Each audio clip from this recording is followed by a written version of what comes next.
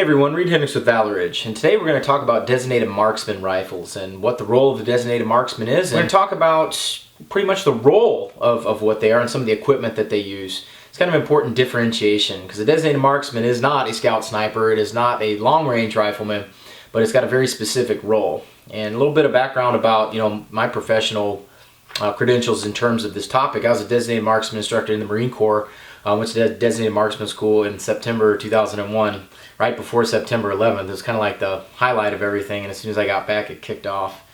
So went through the school and share a little bit of what I learned there and what I've used since then. So let's go ahead and get started. A designated marksman's main role is observation. You're usually in a concealed position. It could be urban or rural. You're there to gather information and relay that information. You're there to report on the enemy's position. You're there to get intelligence in any form that you can. Another big role of the designated marksman is to provide accurate, precise fire. A designated marksman usually carries a lot more armament than a typical sniper. A sniper is usually with a bolt gun.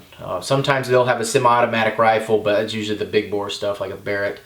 But designated marksman, there are many different types. And the Army and the Marine Corps' philosophy differs in this, and there's many differences between what they believe. In the Army, a designated marksman or squad designated marksman usually will carry an AR, an M16, usually a full-length 20-inch barrel.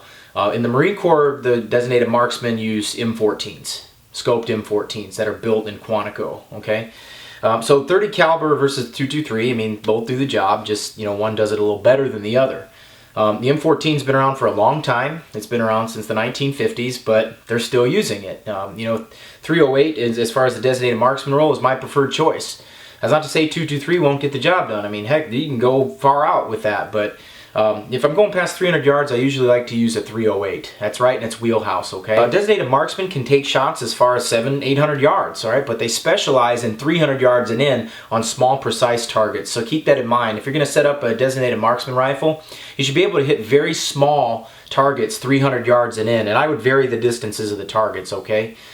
Usually 6-inch circles are great to shoot at, 300 and in. You should be able to knock those down. A designated marksman needs the right equipment as well, guys. What you're going to need is you're going to need a good rifle, preferably semi-automatic, okay? You need to be able to hit those moving targets. You need to be able to hit people far away, and you need to be able to punch through stuff if need be. So your rifle needs to be set up for maximum precision with that semi-automatic rifle. You got a couple options as far as your rifle goes, okay? Semi-automatic 308s are few and far between as far as quality. I like to go with proven rifles that have proven themselves reliable, accurate, and dependable over the decades. And there's pretty much only two rifles that fit that bill. That would be the M14 or the FAL. Okay, anything else, really, in my opinion, guys, and this is what it's worth, is they really don't hold up. Unfortunately, AR-10s, junk. I don't care what brand it is, they're junk. They've broken. I've never seen one make it through class without serious stoppages or just crapping out altogether. All right, that is my experience with it, and that is why I pick a rifle that has a dependable service record, not only in professional circles, but in the training that I've seen and all the stuff that all the students that I've seen bring rifles through class. So pretty much an FAL or an M14 are going to be your best choices. Alright guys, this is my personal designated marksman rifle, or DMR. This is an LRB M25. And there are many other brands of M14s that you can use, and also an FAL, as I mentioned earlier. But this is my personal one I use. I got it in a trade, otherwise it'd be very expensive for me to afford. I know a lot of us out there on a budget, so there are other brands. There are other brands that you can get that will probably be about half the price of this. I can tell you that this is a very sweet shooter. Well, some things that a designated marksman rifle need to have on it, guys. If you're going to go the M14, you need a cheek riser right here. You absolutely need one of those because the stock is so low that if you were able to look at this scope, it'd be very hard for you to raise your head up high enough. So you're going to need some kind of cheek piece. I've seen guys use M14s with a towel and duct tape, and it worked just fine. I just happened to get this one from TNVC, and it works pretty well.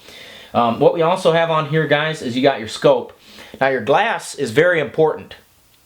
If you get a good rifle, you're going to spend a decent amount on a scope. This one's a US Optics 2.5 by 10.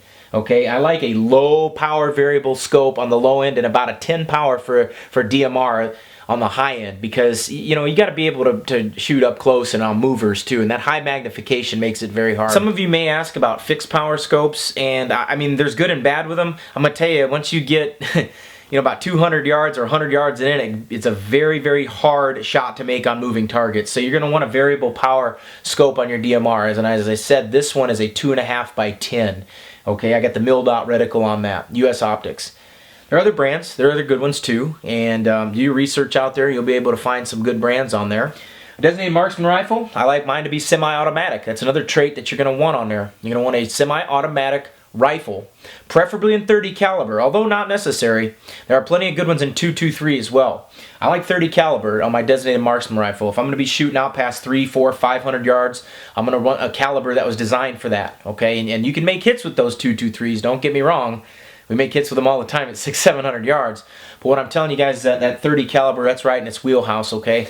Another thing you're going to want on your rifle, guys, if you want to put bipods on there, that's cool too. I happen to put bipods on this rifle. Helps make it a little bit more stable when you're proning out.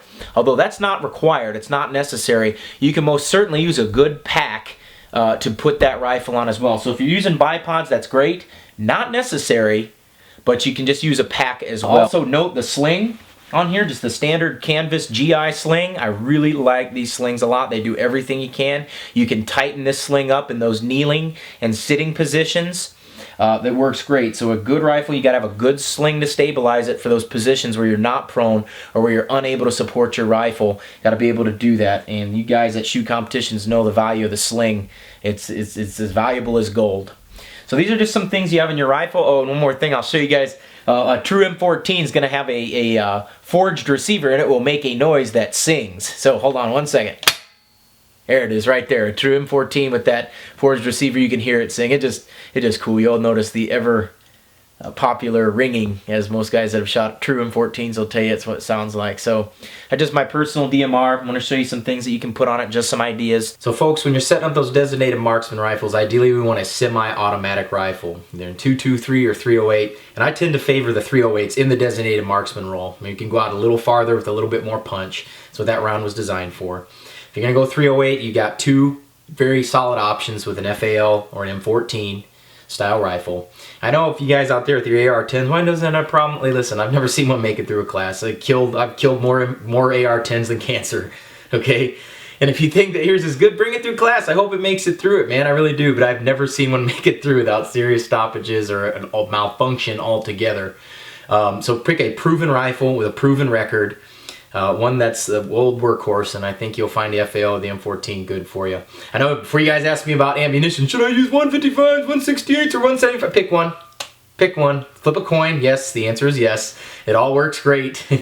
Go out and shoot. All right, they all work well. And having fun with this, of course. Just go out and shoot your guns. And if you want to learn how to shoot that designated marksman rifle, coming out to Valor Ridge. Check us out. We'll teach you how to shoot that DMR after you do Rifleman 1. All right, that's a prerequisite for it. We'd love to have you and train with you. If you like this video, subscribe to the channel. Like us on Facebook. This is Reid Henrichs with Valor Ridge. And remember this, the lessons that we learn are written on the tombstones of others. We'll see you on the ridge.